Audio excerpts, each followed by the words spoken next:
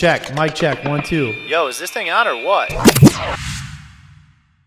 What is going on, everyone? Welcome back to another episode of the Platform Podcast. The co-host is already here. She's getting more comfortable in the studio. Used to not come in here, but now she does. And we got an awesome episode lined up. If you guys are watching on YouTube, make sure to hit that subscribe button. If you're listening to Apple Podcasts or Spotify, give us that follow. Leave some comments in there. Let me know who you want to hear from on upcoming shows. And, of course, share it to all your friends, too, so we can get heard all over the world and become bigger than the Joe Rogan podcast. So, but anyway, I got an awesome guest lined up. LA girl here in Nashville now. We're sitting down with Heidi Banks. How's it going? I got to hit the sample buttons. Fireworks. Like Fireworks? right That's a behind pyro me. off in the editing? Yeah, just like Barstool. What's going on? How you been? What up? Good. Yeah? Good. I'm excited to be on this side of town. It's new for me. Yeah. I'm a city girl, from day one. So it's nice to be on the countryside at this new beautiful club platform podcast room. Yeah. It's great. It's cool. awesome. I'm glad that you could take the time. We got a lot to talk about. I mean, from you coming from Cali to here and then getting into a lot of other things. But to get started, we always like to get a little background. All right. Let these listeners, let these viewers know. Let's do it. I kind of spoiled it on where you're from, but I mean, everyone knows. I'm from LA, born and raised. I moved to Nashville just because I feel like I had kind of done everything I needed to do in LA. And just here I am type vibe. Been DJing, I'd say like 2018, 2019. Mm-hmm. But I didn't really get started till when I committed to it, like 2023-ish, 2022, 2023. So still relatively new. Yeah. Newish. But in between like me learning and like today, I worked with the legend, the iconic King of Clubs, DJ Vice. Behind the scenes, my official title was brand manager. Mm-hmm. But I mean, kind of helped all along his career with club residencies to socials to photoshoots to learning how to be professional in a very kind of like unprofessional setting, which is, the club or like nightlife. Brand partnerships. Yeah. So a bunch of stuff that I've been privy to through that experience, which has brought me to today. Yeah. So that's kind of like a very small snapshot into it's the into elevator me. pitch. Yeah. I like to call it. This is who I am. Do you like me? Yeah. Yeah. I love it. But yeah, I mean, you talked a little bit about obviously getting started. You said that you already kind of learned DJing in high school. Mm-hmm. Who's getting into DJing in high school already? Yeah. So it wasn't like a very popular thing, but I was obsessed with DJing and like that whole culture because I used to watch MTV, like TRL Jersey Shore, mm-hmm. and DJ Scribble was the DJ every summer. And I was like, that's so cool. He gets to like play music for like fun party people. So that was always in the back of my mind. And then one of my friends in high school had like turntables. And he also had like the CD, like old school. Oh, I mean, I'm not old, but he had that, right? Yeah. And I was like, dude, can you teach me like the very basics? And he did. And I kind of just, it was knowledge I had like a little, like, I got like a little control, like a whatever controller, like everyone has nowadays. Mm-hmm. And I just like would practice just like kind of for me. I didn't think it could be a career or make money off of it. I was just like, I think it's so cool to be able to play music and set vibes or tones or whatever for myself or for a room. So kind of nerded out for a while. And then I went to college and I was like, kind of like out of sight, out of mind. Yeah. And then somewhere towards the end of college, I went to this restaurant that I saw on the hills, another thing I was obsessed with. And it was called Ketchup on Sunset. And I was fascinated by the whole ambiance and like the vibe, and like the owner was there. And I was like, you know what? I want to learn more about nightlife and how do you create this? I went up to the owner and I was like, hey, I love your restaurant. I think this is such a cool concept. So I was like, I had summer. So I was like, can I intern for you guys and learn? I'll literally do anything. Right. So I started interning with them, kind of like learning different facets of what it takes to run a business. They were a nightlife company. They owned restaurants, clubs in Hollywood and kind of like all across the nation, but mainly Hollywood. And sure enough, I was learning for them. I would like make them, like the two owners, like mix CDs. Yeah. CDs, whatever, burning them, like kind of new music I would download on whatever, LimeWire, et cetera, et cetera. And then I was like, guys, like I DJ. I was like hyping, like, oh, really? And that's how I got my first DJ gig ever. Was I DJ'd at Geisha House because their DJ had dropped out, or I don't know what. And he was like, the owner was like, do you want to just do it? And I was like, oh my God, absolutely. So it's like, I've been waiting for this. Yeah, this was my moment. I've made you all those mixes. Like, you trust me, I have like good taste.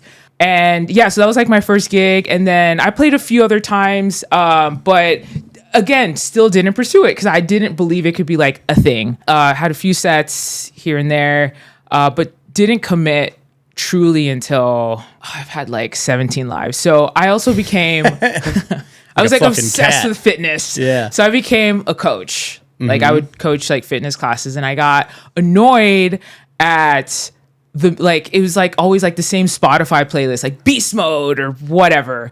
And I was like, I need to like do something about this. And like, I need to curate a better vibe for the gym.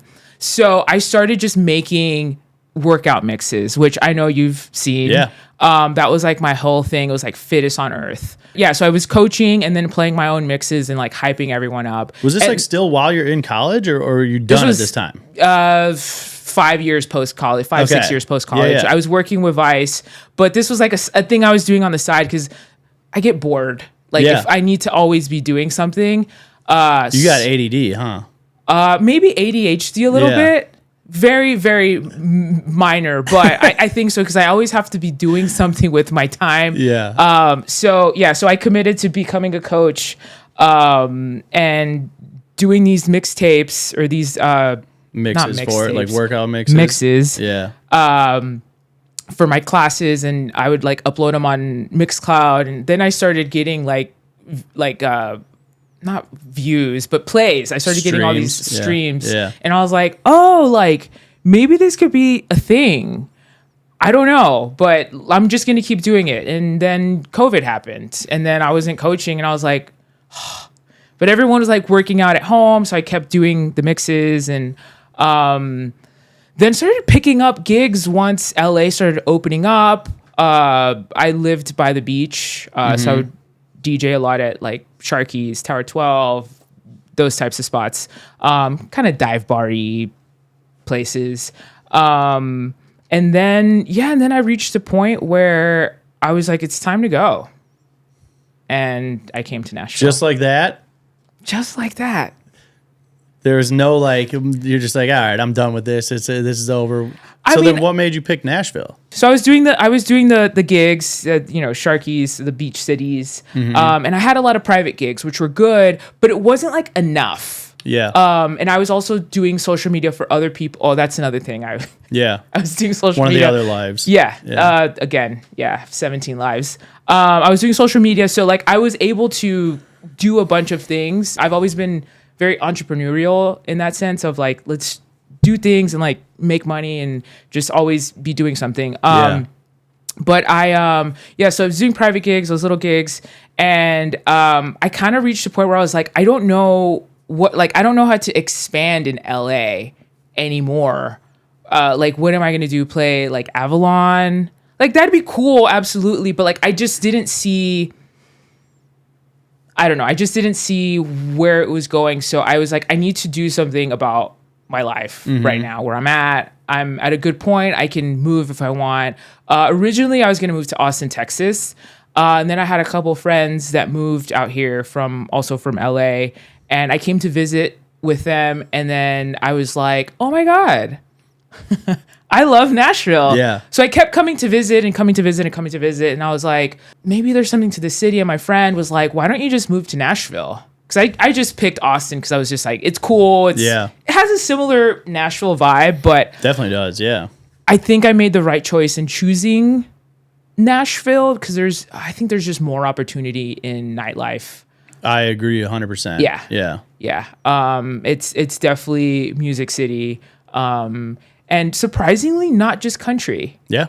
People think Music City, but like heavily country leaning, and it really shocked me when I was like, oh, there's everything here. When you were coming to visit, or once you finally like moved here, even when more I was so? coming to visit, like I remember seeing you way before I moved out here, and because the first time I met you, I think was with like Danny West. No, or like it was somebody before that. Like, damn, even before that. Yeah, I met you in 2023 because I didn't meet Danny till I moved here. Okay. I didn't know him from before. Damn. Yeah. And I remember you were DJing and I followed you and I did that thing, but I requested Fisher because my friend and I love Fisher. Yeah. And you played it and I was like, I love this guy. But yeah, like even just going to Barstool before I moved out here, I was like, oh, this exists here. That's big. I was like, there's so much opportunity. There's so much that can be done in this city that I don't think has happened yet. Yeah. There's so much economic opportunity, and I'm very excited to see where it keeps where growing. we're at in like 5 years. Yeah. Even a I year agree from now. completely. It's like, Yeah. I feel like people kind of have like the stereotype for Nashville of just being like a super country town, but there's so many different pockets of the city too, aside from Broadway, and even on Broadway, the music that you're going to hear is much more than just country music at all these different bars. So it is definitely, I feel like eye-opening to a lot of people when they do come here, where they're like, fuck, like there is more than just country. So it's cool though. Yeah. But yeah, I mean, ultimately, then you end up coming here. But backtracking even more, so I mean, obviously, you started DJing, you get into playing at Geisha House, and then kind of going into the workout realm, where then Mama Hugo was started. Oh, yeah. Now you're Heidi Banks. But even prior to that, I mean, you had in high school there was a production academy in your high school. Yes. Producers Club. Shout out Mr. Vargas.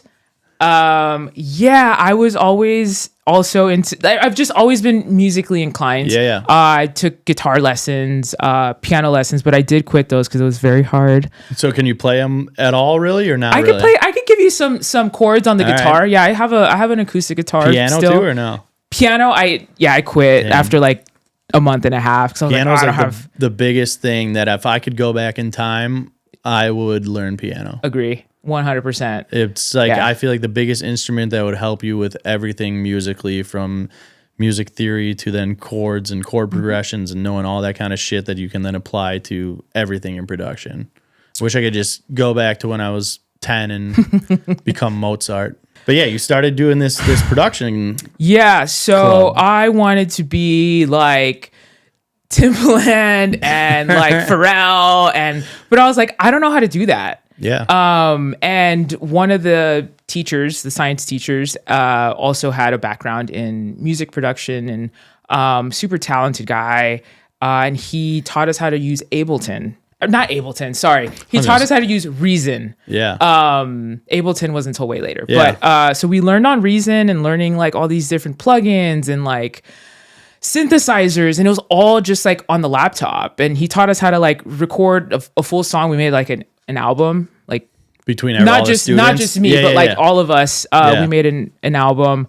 And yeah, that was a very formative experience for me.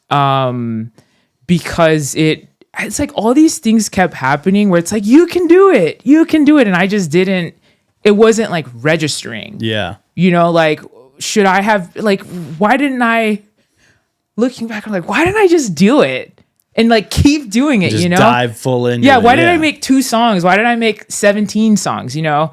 But yeah, that was, I mean, it helps me now. I like, I'm an Ableton now, and I'm like still learning and, you know, making my little beats here and there. But now I'm at a point, I have enough maturity where I'm like, dude, just keep doing it every day, just a little bit.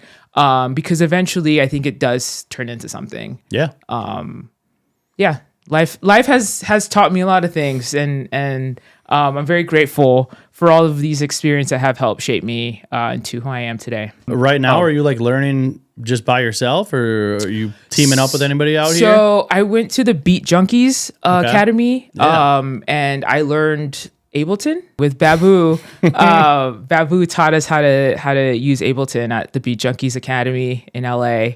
So I know how to use Ableton. Am I like the best Ableton user? You know, that's in the eye of the beholder. But I just kind of figure it out every day. And I bought I bought the James Hype course on how to make a club banger.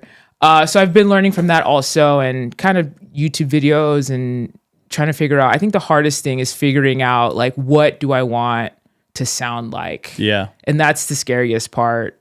I think that's the hardest part for the majority of people right now, especially with just like so much music coming out. And it's like we were talking before, but it's like this kind of tech house boom of everything kind of sounding similar and people bitching about it. And then it's like, are you going to be able to utilize the music that you do want to make into your sets? Or do you have to kind of like brand it completely differently to fit the kind of style of music that you want to make? There's so much that I think of marketing and branding wise that goes into just like the music that you want to make too.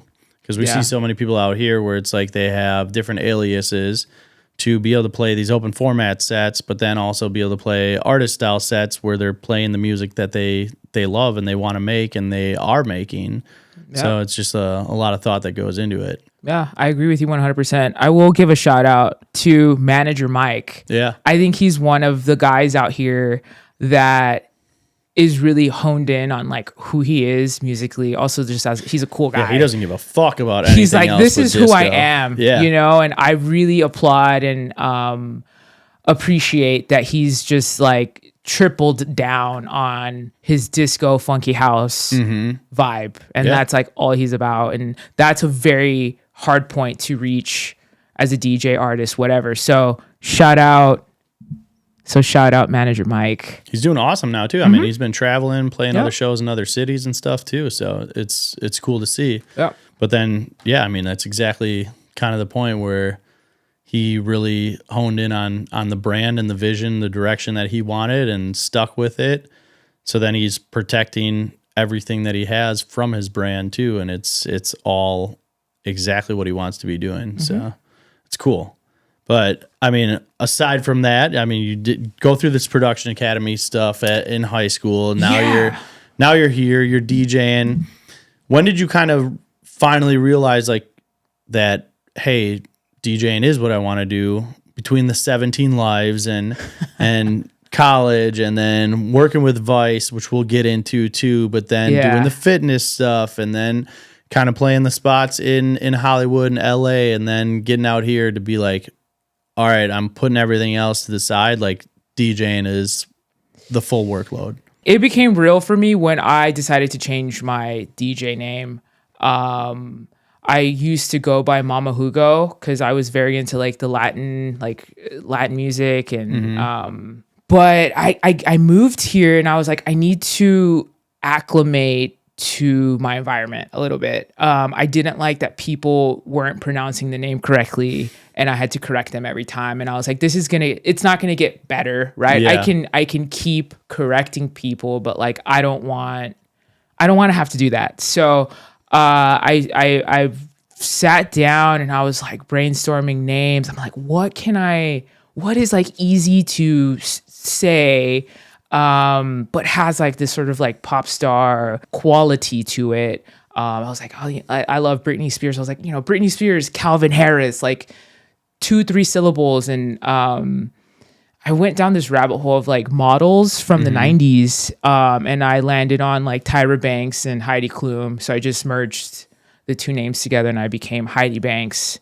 And I haven't had to correct anyone from saying my name since I committed to that. So like that's the biggest plus. Yeah. Yeah. So then I was like, I'm fully committing to this. I'm like doing I made my own logo and have a website and just was like, I need to brand myself like this, because I feel like if I really do and I just hone in on this, I think there's like growth, and more opportunity. So, I mean, that happened probably around like 2 years ago, I'd say. Yeah. I've been Heidi Banks for 2 years.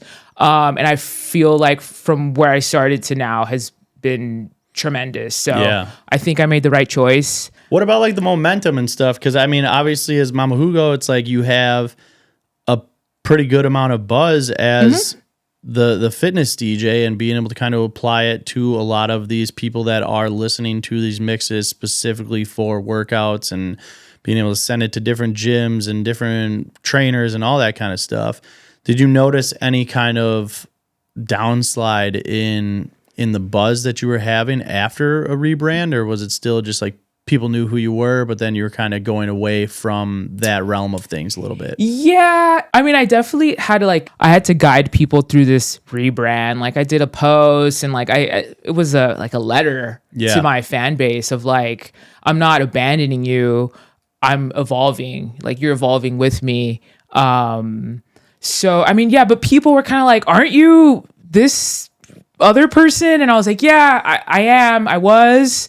But I'm in a new phase, which I think it's also like important to like grow, and recognize when something has kind of reached its plateau, its point of, its plateau. But yeah, no, it wasn't hard to, I mean, aside from coming up with the name, it wasn't hard to rebrand. It's just really just, I guess, massaging people through the rebrand, where it's not aggressive, but they still want to support and show love, which I think I still have.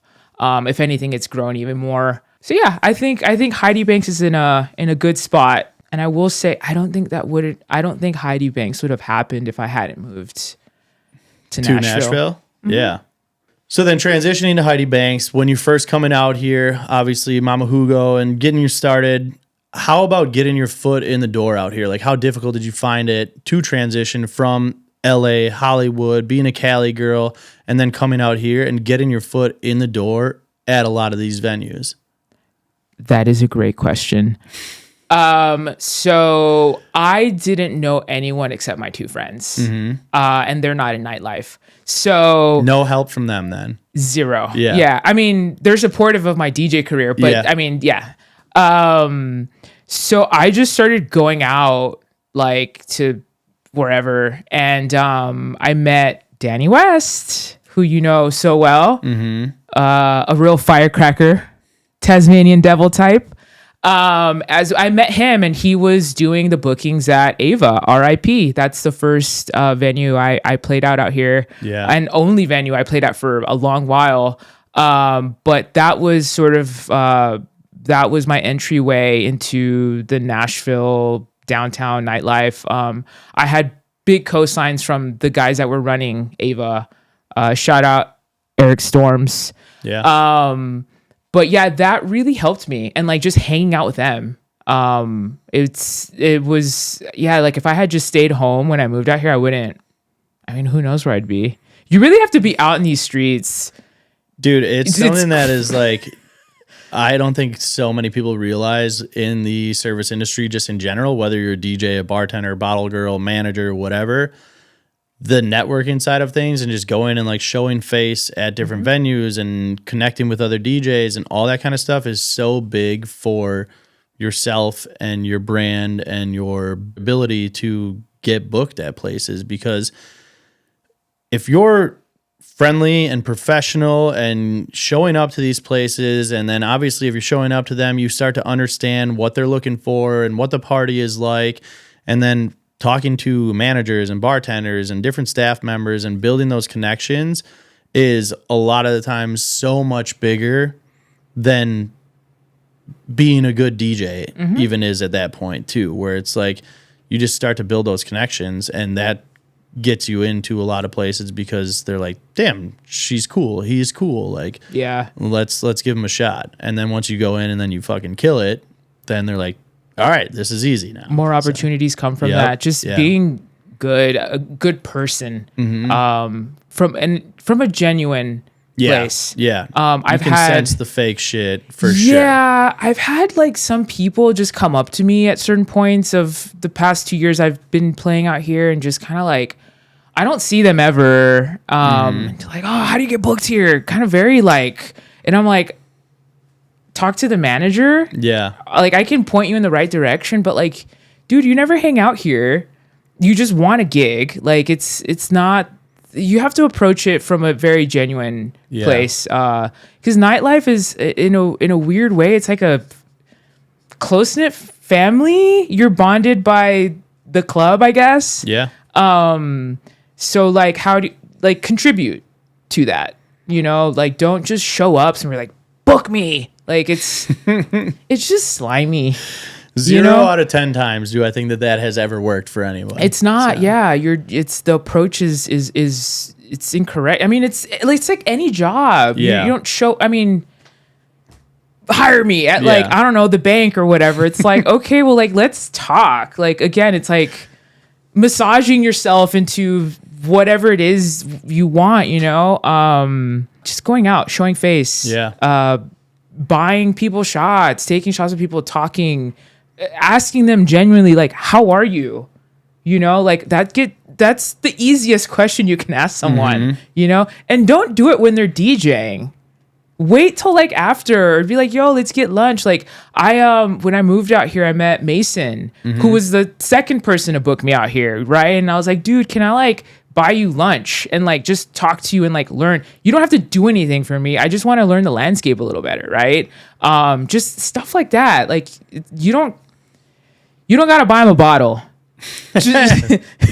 I would rather have lunch, honestly. It's a nicer, you know, it's less loud. Yeah. It's not as loud as the club. Yeah. But yeah, just like little things you can do to like stand out. Yeah. From a genuine, because if I didn't like Mason, I mean, what's not to like about that guy? But if I didn't like him, dude. He's the nicest. He's the nicest guy on Broadway. Yeah. Why would I hang out with him? Yeah. But he showed love. Like it felt genuine. I was like, dude, I should hang out with this guy. Yeah. And that led to, you know, he started booking me at the venue he was booking at. And, you know, it's just little steps you take that help you along the way, that, you know, help your career ultimately. Yeah. I love it. It's a good way to put it. And it's definitely what's needed to be done to kind of succeed in this industry now too. So Ava closed. I actually used to love Ava. I thought it was a beautiful venue. I don't even know what's up there anymore now. It's Playground. Oh, that's where Playground went in. I totally forgot about that. Yeah, that is the same spot. But yeah, they had a beautiful venue. I think they kind of got fucked over with construction just kind of constantly going on second at the time. But maybe if it was open now with the street a little bit more busy, I think it would have thrived. Yeah, I agree, because the rooftop up there was fucking nice. Poppin'. Yeah, it was clean. You know, a lot of these parts, like, I don't want to hang out there. Yeah, walk in, they just smell it instantly, like fucking throw up, you know, and whatever else. So. It was a different vibe. Yeah. So where are you all at now? Like, give me a weekly rundown of what your schedule looks like. Mainly. So I've kind of hit a point where I really want to focus on what matters. I don't want to just do a gig to do a gig. So I've been super focused on building at Pushing Daisies and at Jelly Roll. I also love the occasional Tin Roof, Dumumbrian. But those are kind of like my main focuses. I feel like when I spread myself a little too thin and I'm kind of everywhere, I don't like it. And I think it's good for venues out here, especially to have sort of residents. Yeah. And they don't announce that out here, but I think it's important to have the same faces at certain venues, you know, like where, you know, like if you go on Fridays, like you're probably going to find one of these two DJs, you know? So that's where my priorities are. So you could find me pretty much every Friday at Jelly Rolls, either club floor or roof. And then Saturdays, Pushing Daisies. Sometimes Sundays, Pushing Daisies. Yeah. That's kind of it for right now. It could change. It could not. I don't know.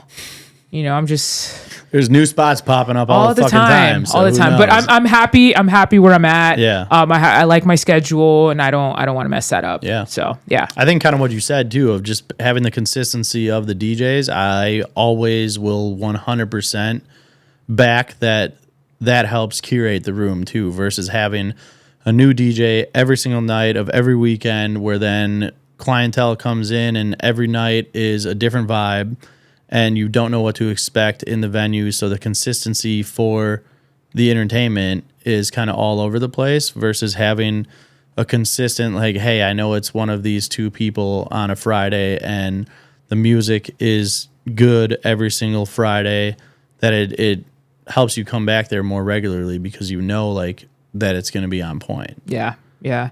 It helps you build a little following also. I know we have some, we overlap on some fans, like Mads or, what it's like they know where to go. Yeah. But that only happens or can happen if if the venue, I guess, sees value in you first. And secondly, allows you to stay consistent on, a certain given night of the week. Yeah. But it is nice. It is, I feel like I've been super blessed, that people recognize that and allow me to, stay consistent at certain venues. So yeah. So I want to talk about the king, DJ Vice. King of the clubs. Not me. I'd be the queen of the clubs now. The queen of the clubs. The queen of the clubs. Yeah. But Vice is someone who I have looked up to for a very, very long time as a DJ. Someone that I've reached out to a couple times for like mixes and stuff. We've talked on DMs and everything. And I've looked at booking him at a couple of our venues too. Make it happen. Yeah. Scottsdale I wanted to, but he's kind of locked in by other spots out there. So it's hard.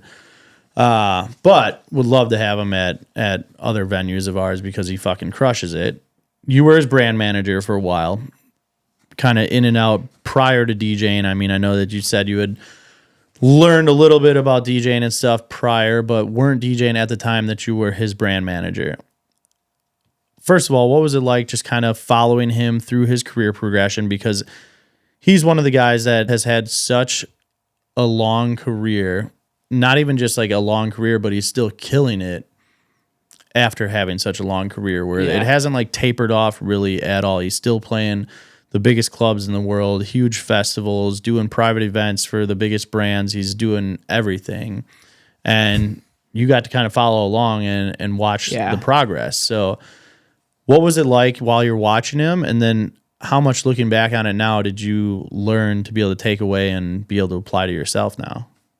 Yeah, I wouldn't be who I am without DJ Vice. Like, I would say he's my North Star, right? Mentor. I learned so much, how to like connect with the crowd. And also again, like that whole like be genuine trait is I truly learned from seeing him interact with like not only his fan base, but like the people that work in nightlife and like the the corporate people like that sign your checks and like that kind of stuff. How do you work a room? Yeah. How do you do that? I learned from literally being in the booth, like watching him give it his all. Amazing on the mic, which I feel like is, I don't like not a lot of Nashville DJs hop on the mic. It's a very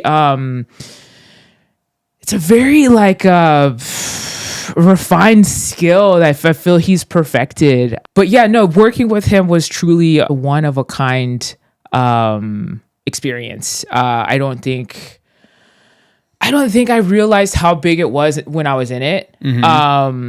But yeah, the amount of access that I got to see behind the scenes was like incredible. I met so many cool people in nightlife through him. Yeah, brand partnerships that I was like privy to, like working with like Levi's or like Clase Azul or Toomey or whatever he was working on, right? Like I got to touch and be involved with. And that's crazy to say. Like I I haven't met someone that has had that level of access. That isn't the artist themselves, you know? So it was definitely very, very, very cool. Like it was exciting, exhilarating. He's a true icon, and what a treat. What a guy. What a guy. But no, I love Vice. King of the clubs, like one of the greatest guys you'll ever meet. Yeah. Yeah, I mean, he's got to be, I don't want to age him, but he's got to have young been at heart. Doing this for 25 plus years now and still killing it. And I just always look at that kind of stuff and those people that have been able to be successful for so long, and you try and look at their career and you're like, what did they do to be able to be successful and have this career of such longevity? And you try and emulate that and apply it to yourself to be successful for yourself too. And I feel like one of the biggest things is he was able to adapt with the times and pick up new trends as opposed to just like being stuck in like an old head way where then it prevents you from being able to progress and still stay in these Vegas residencies and all these other spots that he's playing in New York and Miami and wherever the fuck else he's playing in the world, because he's able to adapt and kind of stick with everything. Yeah, no, he gets it. I remember when he was on turntables and then like the whole switch to CDJs was happening, and he was like sort of one of the first open format guys to be like, oh, I'm gonna switch also because like that's the trend, right? Yeah. And then now he's on sticks, and it's like that's the trend, right? It's like, but it's not like he's following trends. It's just like this is the evolution. This is where we're at, and he's never been one to stay stuck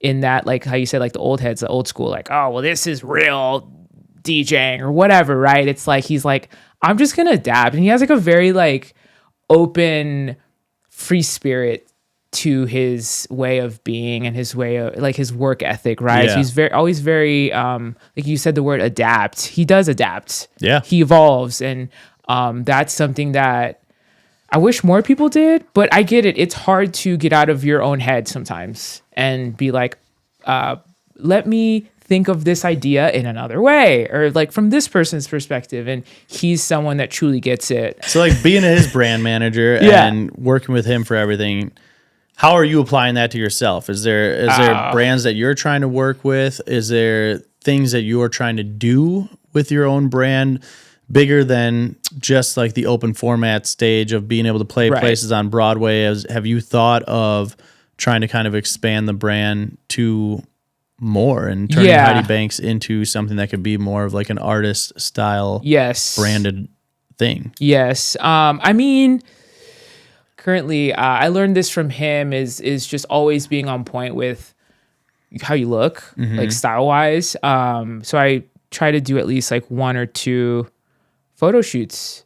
And you know, I map out my outfits and like color scheme, and I work with my photographer who helps me achieve this. So like there's a certain look that I want, sleek, like premium, like kind of words that, you know, I give to my photographer, and then she helps me achieve this look, right? So just branding wise, like I know what I want to push or look like, right? You have the direction laid out. Right. Yeah. Like I always like orange is one of my colors, and like his color is green, right? So like I want, or like Charlie XCX, all the greats have like a sort of these pockets of like association. So I'm always kind of very aware of that when it comes to Heidi Banks. So yeah, I mean, logo, everything, you know, looks a certain way. Like I have for the 2 main venues I play, I have like my own flyer, right? Because I don't want to rely on outside sources to create what I want to look like, right? So, I mean, aside from my photographer, that makes no sense. I guess no, but I get it flyer wise, because like if a venue is making something, it might not align with what you want. Right. I want it to align with what I want, how I want to present myself, I guess, publicly. But yeah, logo, website, like that's one thing he always had, because like from a branding perspective, if you want to attract brands or have a better clientele as far as like private events or whatever, like brands still look at websites. Yeah. I don't know if they, I mean, yeah, do they care about you having a viral TikTok or whatever? Sure. But at the end of the day, like, do you have a website that they can look at and be like, oh, like, I get it. You know, it's like, it's there, it's in your face. They don't have to like scroll a bunch. It's like quick little bio, some photos, and like, is this person booked or not? I don't know. Right. So having a website, there's like these little things that Vice would always do that I've definitely incorporated into my own branding. For Heidi Banks. Okay. Yeah. Have you looked at anything that you're like trying to put together yourself? I don't know. I have this dilemma because there is such a comfort in, again, this is a Vice thing, like get out of your comfort zone, but there's such a comfort in, you know, like I have where I play on Broadway, right?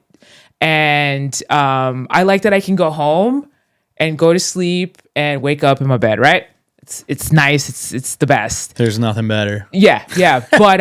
But then it's like, well, do you want to go play in like New York? And do I want to put energy into creating connections in New York? And then do I want to travel to New York and spend money, right? But also on the flip side, it's like, again, learning from Vice, it's like invest in yourself. Yeah. How do you grow? Like, is buying a $500 ticket to New York and booking your own room, or maybe the venue can hook you up with a room, is it worth it? I don't know. I'm toying with this question currently where I'm at in my career. I think ultimately the answer is like, yeah, you probably should start. You probably should start networking more outside of your comfort zone. But also like working on music, right? Like that is going to help me even more, right? That's going to get my flight paid for. Yeah. That's the bigger picture, right? So that's going to get you booked just in general by itself. Yeah. Yeah. So it's just like, do I rush it and like or do I just go to New York because I want to go to New York? Right. Yeah. Like, so definitely something I toy with all the time in my head. Also, you know, it's, again, I don't have the right answer. Yeah. It's up to the individual. But I will say I do like the ease of my current setup. So yeah. I don't know. We'll see. But it could change in a year. I don't know, Dex. I have ADHD. You've had all the prior lives. Who knows? You never know. Yeah. Could change Stay tomorrow. tuned. Yeah.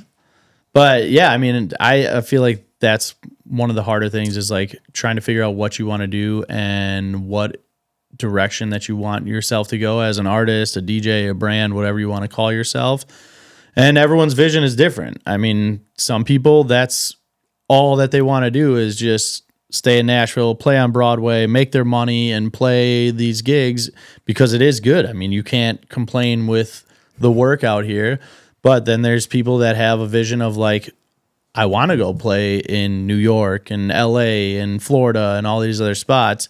And I want to play this huge festival, or I want to run my own events. And there's so many different things that you can do under this music umbrella, even past that, where it's like, I want to start my own label. I want to do whatever. There's an infinite amount of alleys in this music industry and in the nightlife industry as a whole, where you literally have to think about what the fuck you want to do. And it's definitely not easy. No, it's not. You gotta make a vision board for your life. Yeah. And I've done that, and it definitely leans outside of my comfort zone. So it's good.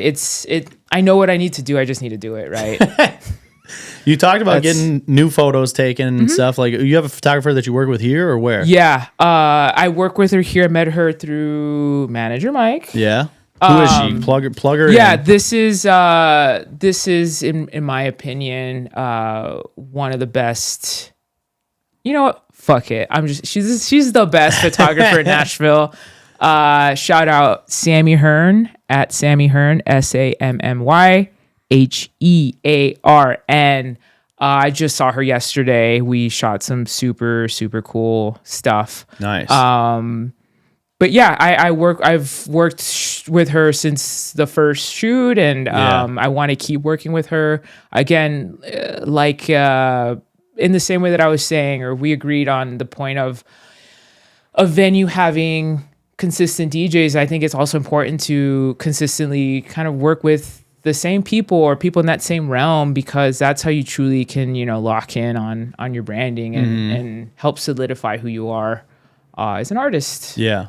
So are you just using this stuff for flyers specifically, or is it for like aesthetic, artsy post for socials? Use them for like mix covers, all that kind of stuff too? No, I use them to, I don't like the whole like posting just to post myself. So I've made it a point to, only because people have asked for this, but posting like where I'm at on a monthly. So there's sort of like my monthly flyers for myself. The lineup. Yeah. And I've gotten like good feedback from people that come to see me regularly. They're like, oh, I like that I can just look on here, like on your Instagram or your website. And it's like, I know exactly where you're going to be at. So I use it just for like whoever follows me, because what I've learned is that there's a lot of silent followers. And like, you never know who's like looking or watching. But it's always cool when people come up to me like, oh, I saw this or that. I'm like, oh, it does work. My time isn't being wasted in these sort of like little branding elements that I've incorporated into my, Heidi Banks ecosystem. Yeah, that's something I struggle with so much too, because I look at flyers now and I'm like, flyers are fucking dead. Like it's so hard for me to think that you're getting any traction off of just posting flyers. And even for like venues, I feel like the majority of venues here don't even fucking post anything. And maybe that's why I think it is, just because the majority of places in Nashville don't fucking promote or post flyers or anything. But the traction that you get for just like posting a flyer versus what everyone wants nowadays of being that like short form content and wanting you to do more and making some sort of video or whatever for literally everything you do, or like a recap that then you're using to push like, hey, I'm going to be here tonight, and it's a recap from the last time that you were there, which is more visually appealing than just like a flyer. So it's hard, because then I'm just like, fuck, dude, like, are people even using those? Am I getting a reaction from these? Are people watching them? But then it's like you said, where people will come out and they're like, hey, I saw this and that's why I came out here. So yeah. It's you don't think it works. I think as DJs, we're just like desensitized to the idea of a flyer, right? For an event flyer. But I think we need it like sometimes like not just, again, we need to get out of our heads and think of like the average club goer. It's like they're not at the club in the way that we are. So we're like, there's an abundance of these beautiful sort of like images of come here Friday, like we're seeing a million flyers because we follow so many other fucking DJs and venues, whereas like you might be the only DJ, or one of very few where it's like, oh, I do like Dex. Yeah, I want it like, but he never posts where he's at. So why would is he still active? Yeah. So it's just like people are watching. Club people are watching. The owners are watching. Other DJs are watching, That's definitely true. Dex isn't posting. Did he fall off? No. He just doesn't post. You do post though. I just posting, an example. Yeah. But yeah, no, people have like, oh, hey, I've been coming here since, the top of this year. And I'm like, what? First of all, I've never seen you. Maybe that's my bad, but maybe you're hanging out in the corner and they're like, come introduce yourself. Yeah. Like I had a couple guys come up to me at the very end of played at Daisies a week or two ago. And they're like, oh, we come here all the time when you play. But we like never said hi, but like, we love the music you play. And I'm like, what?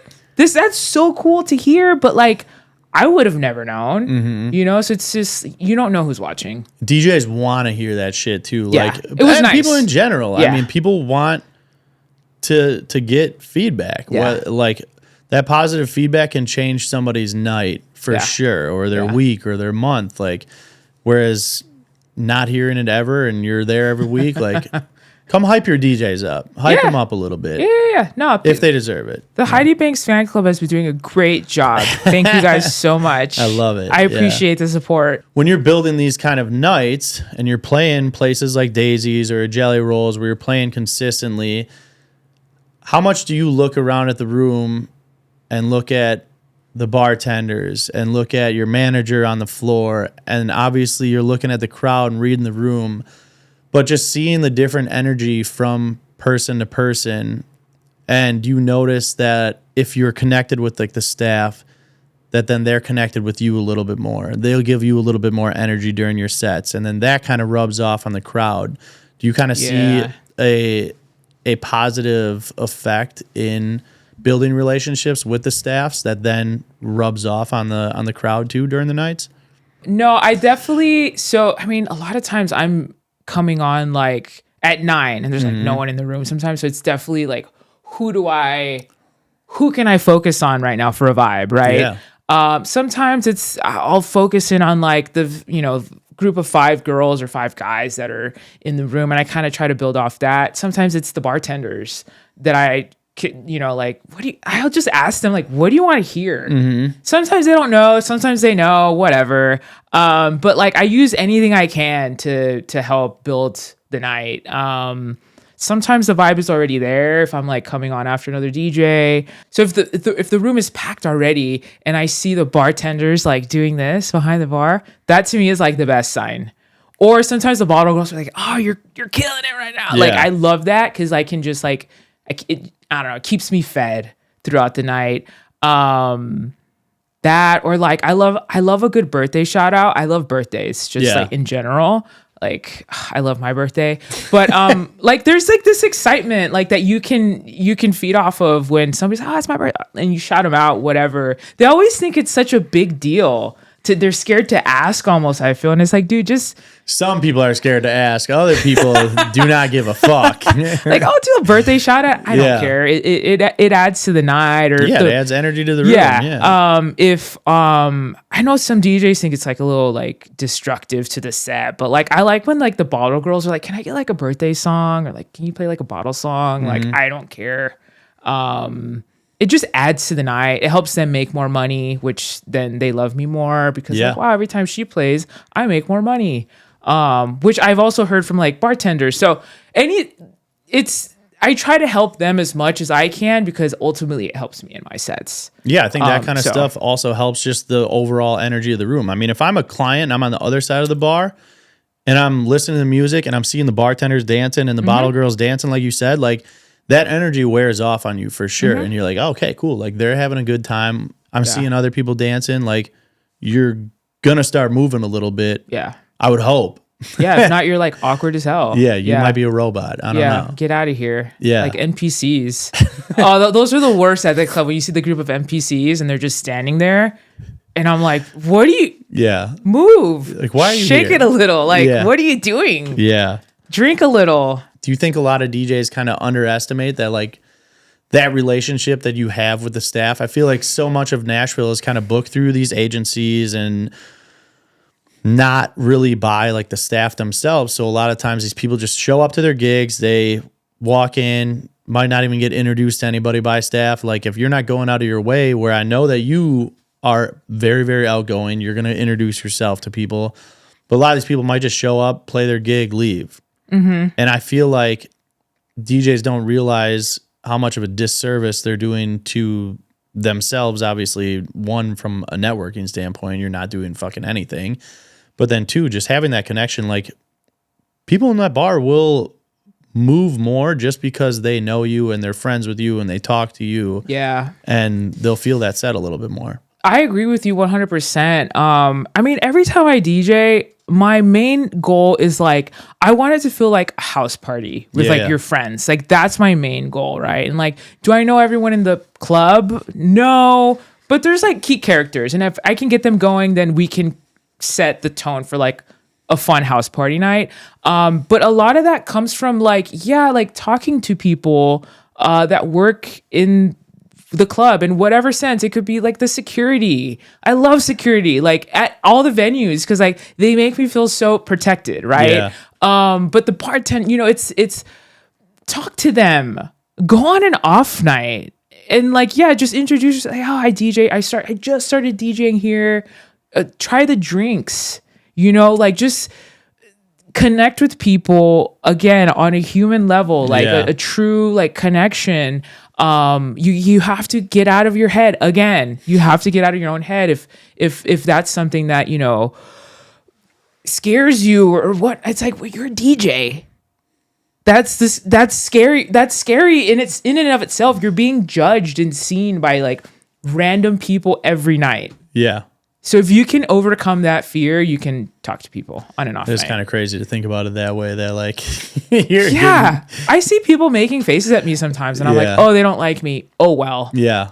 What am I gonna do? The other people in the room do, hopefully. So. I mean, if 90% of the room loves me, I'm happy. Mm-hmm. What's like your pet peeve of DJing? Oh, that's a great question. Another great question, Dex. My biggest DJ pet peeve is when I get to the booth and it's dirty. Well, first of all, I always like wipe down like the CDJs and everything. You got them in the bag? I got them in the bag. Okay. First things I first. need to grab some always. and keep them on my bag. Yeah. Bro, we can't be getting sick. Yeah. I don't ever get sick, luckily. Look at you. Maybe you got those like deep antibiotic. Dude, I used to do some weird shit when I was younger. So okay, you're probably protected. Got the antibodies built up. But no, specifically, I don't like when I arrive at the club, the DJ booth has like drinks from last night, Red Bull, it's sticky. I think do better. Just clean up after yourself. Like throw your water bottle away or, take it to the bar so they can get rid of it. I don't know. I just think it's a little disrespectful to just leave like the booth dirty. It 100% is. It's like disrespectful to yourself and your peers. Yeah.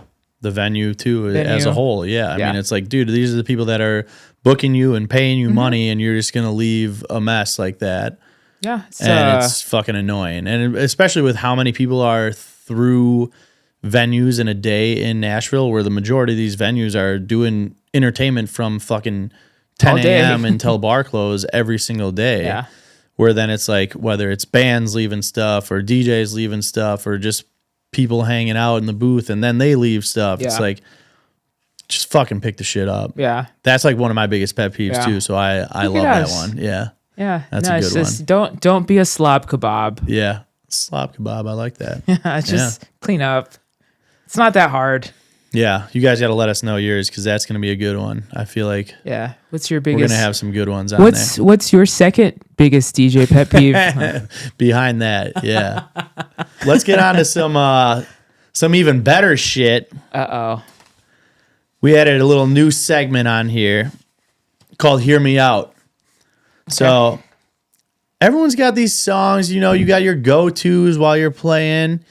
And then everyone has their go-tos that might be a little corny, might be a little cheesy, might be a little overplayed, but they work every time. So I want to hear your "Hear Me Out," but this is the song that works for me every time.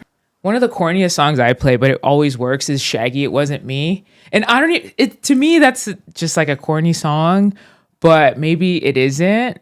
But it's like so old that it always works. And it's a good, because you can't just play bangers all night, right? Like you got to like come down a little bit. And that's one of those sort of like reset the room. Like at Pushing Daisies, it's perfect. Yeah. It's got that like little like 100 BPM, little like drum. You're still moving your hips, but you're not like peaking, right? So that's one that always works. And I'm always like, oh God. But it's a good sing-along. Yeah, I like that one. Original. Yeah. No remixes? No. I try to... Not every song needs a remix. I don't know if that's a hot take or not, but like some things are just good as is. Like I don't want to hear like Justin Bieber Baby remix. It just takes away from... First of all, it's like old. And like when you're in that...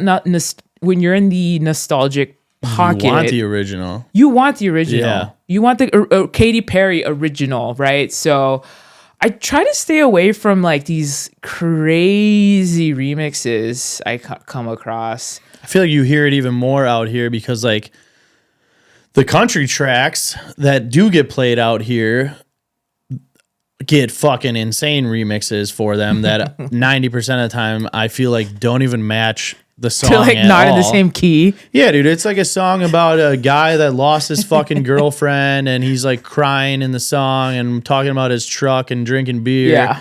And then all of a sudden it's like the craziest EDM instrumental with it. And it's like, this does not fit at all to this song. Nah. But then there's just so many, where it's just like you're putting remixes with everything out of key. And Fun fact, Heidi Banks doesn't play country. yeah. But I do get your point. And if I were to play country, it'd probably be a crazy remix. Because I'm like, how do I keep the energy? Because like the country doesn't carry that club energy, to me at least. No. It's they've, I don't know. It's There's also a like few songs here and there that do, but yeah. yeah, like the one song I'll play is like that post. I I had some help. Yeah. That's as country as I'll get. Which is already 128 BPM as the original works. Yeah. Yeah. But that's not to say there are some good like remixers that I love like the Burnout stuff. Yeah, he's crushing it. Yeah. Like every Burnout one, I'm always like, oh, download. Yeah. Please Don't even have send. to listen to it. Just Yeah. download Like I know shit. it's gonna be good. But he doesn't do anything too crazy. Mm-hmm. You know, some of these drops, I'm like, oh. They're tastefully done, is what I like to think of it as. Like nobody wants like an electro house sounding drop in 2026. In my opinion, that could be a hot take. Yeah, but yeah. Let's talk about it. Prove me wrong. Send me the videos. Yeah, I don't want to play. I don't like playing those like crazy drops. I do love a good like EDM, like 2010 to 2015 EDM moment. That golden era. The golden era, classical EDM, you know, the Alesso, Calvin, Zed moments. But just play the OG. Yeah. It works. They definitely work. Yeah. That's for sure. Yeah, you be dropping them. Yeah. I'll play 100%. Clarity every single fucking night. Love that I song. don't give a shit. It's fucking still What a good. record. Yeah. Well, I like that. man. We'll add that to the Hear Me Out list. We want to hear yours for sure. If you got those tracks that you might get yelled at by the bartenders because they think it's a dumb track, but the crowd fucking loves it every time, and whether they think it or not, it's getting the crowd activated and dancing. Let me know your Hear Me Out tracks. Aside from those, Oh wait, I didn't get to hear yours. mine, Hear Me Out, but Kenny Loggins' Highway to the Danger Zone. You dropped that?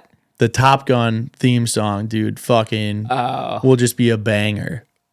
All right. It works. I haven't played it in years, but Okay. but if I was going to, it would work. Try it this weekend.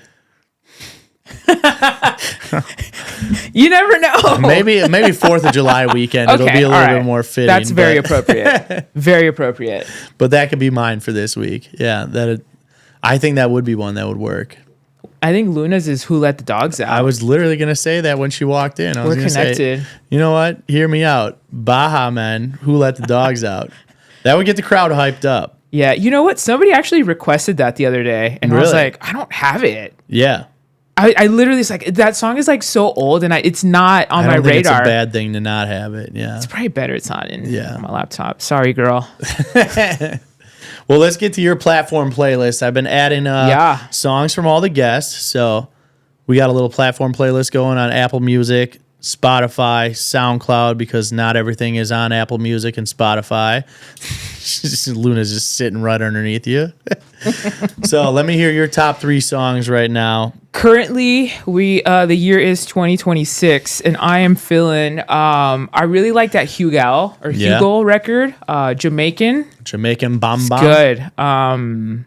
Simple, but it works. Yeah. And then only because I want hip hop to be in a good place this year, I'm just gonna like manifest it. It's I would say Don Toliver. I get requests for E85, but I love Body. And Da Baby, Pop That Thing.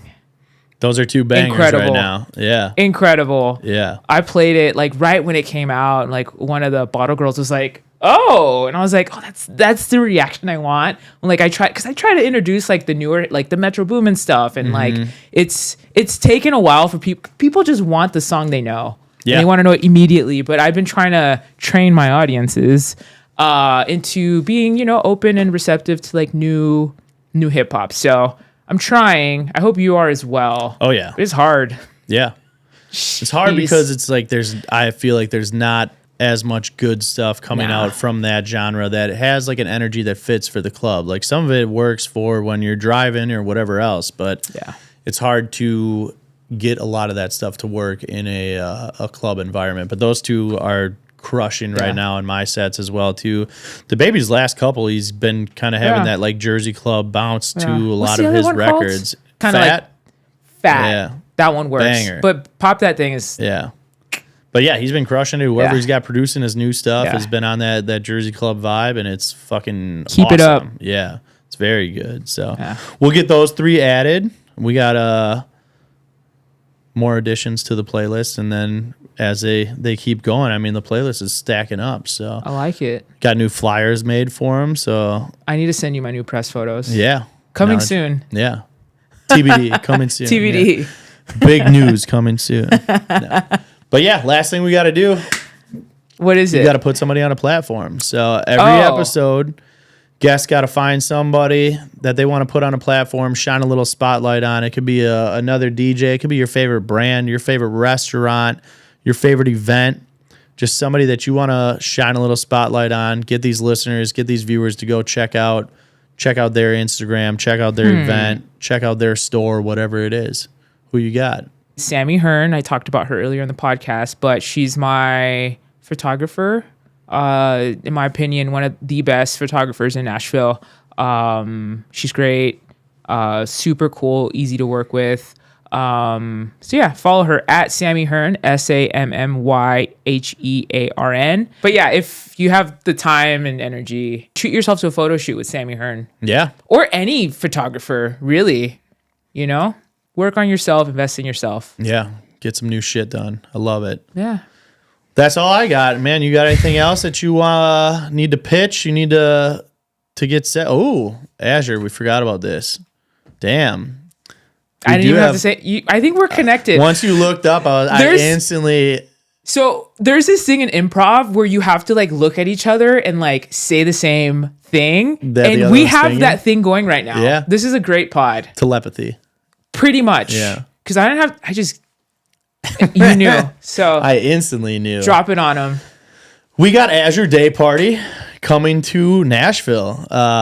Luke Alexander has been running this party in Brooklyn for a while now, and now it has branched out to 9 different cities, 8 in the US and 1 overseas in Europe, which is fucking awesome to be able to expand it there. And Luke trusted Nesh and I to jump onto this project, and we are the ones that are overseeing everything in Nashville, doing all the booking, doing all of the directing for all of it. And I'm very excited. It's going to be an awesome new event. We've got you on it. We have a ton of other DJs from here in Nashville on it, and a ton of big name DJs that are going to be coming through as the headliners that will be announced very, very shortly here. So I'm super excited for that.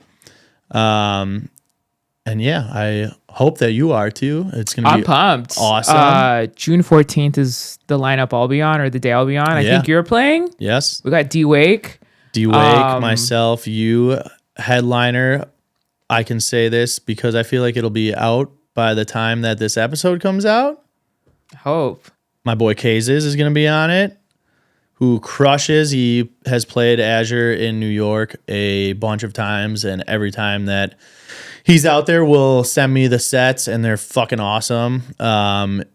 It gives me FOMO because I have not been to one of his yet. So yeah, I'm excited to be able to bring it here to Nashville and just put on for dance music and house music here in the city of Nashville because we do not get enough of it.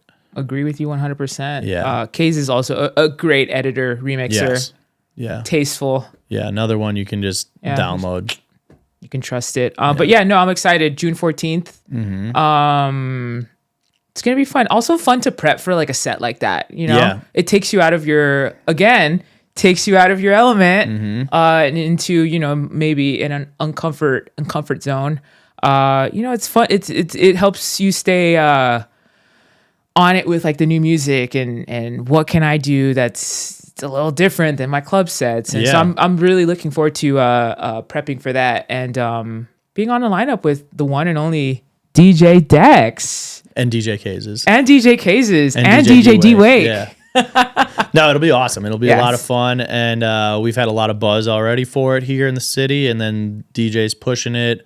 And it's going to be awesome to be able to hear new music from so many of these DJs because it's like you said, a lot of them are in a regular kind of rotation of these open format bars and clubs out here where being able to play Azure and prep for something that is much more house formatted with tech house and Afro and top 40 remixes of all that kind of stuff, but with just a good vibe to it that is inclusive to everyone and wanting just a party of people dancing and having fun and good vibes and good music is going to be fucking awesome. Can't wait, man. Yeah. Appreciate you putting me on. Oh yeah. I can't wait too. But yeah, that's it. That's all we Are got we done? for today. Yeah. Oh man. All right. Time to record our TikToks. Yeah. We got to get them done. It's going to be the first ones. There we go. But yeah. By the way, we were in sync there. That was in sync there too. Yeah. But yeah, again, if you guys are watching on YouTube, make sure you hit that subscribe button. I'll put Heidi Banks' socials on here so you guys can go follow her. And then, yeah, Apple Podcasts, Spotify. If you guys are listening on there, drop a comment, give us a follow, and we'll see you guys next week, Wednesday. Peace. Check. Mic check. 1, 2. Yo, is this thing on or what?